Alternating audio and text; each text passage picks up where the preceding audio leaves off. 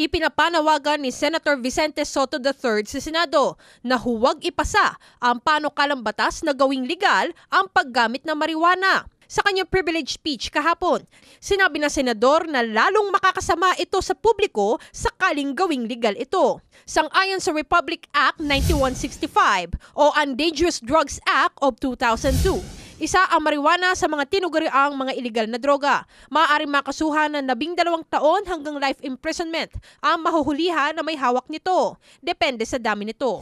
Nais ng ilang mambabatas na gawing legal ang paggamit ng marijuana dahil umano sa pagbibigay ng medical benefits nito laban sa ilang mga sakit.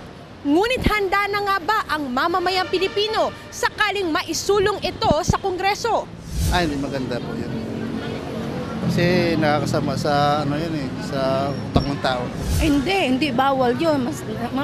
Nakakasama sa kalusugan yun. Nakasira sa mga kabataan.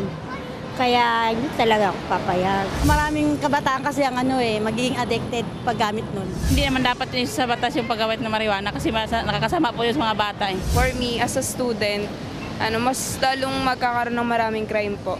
Kung gamot talaga siya, bakit marami pa ring tao na nalululong doon? Pakiusap ni Isabela Representative Rodolfo Albano III na isa sa mga nagsusulong ng pagiging legal ng marijuana. Maging bukas sana ang isip ng publiko sa magagandang idudulot ng marijuana. Paliwanag niya, natuklasan sa mga foreign medical research na nakakatulong ito na labanan ang mga sakit tulad ng epilepsy, depression at kawalan ng ganang kumain. Sa ngayon ay wala pa rin ganitong panukalang batas na naihahain sa Kongreso. Akala kasi nila nililegalize namin yung recreational use of marijuana. Pero actually, pinapayagan naman ng batas ang medical use ng marijuana. Wala lang IRR, wala lang internal rules and regulations tungkol sa paggamit ng marijuana. Pero ganun pa man, gagawa pa rin kami ng batas para iklaro na nga yan.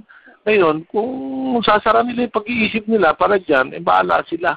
Kasi basta sa amin, on our part, gagawin namin yung trabaho namin. Ito po ang inyong kaibigan, Rema Peñaflor, para sa Newsnight.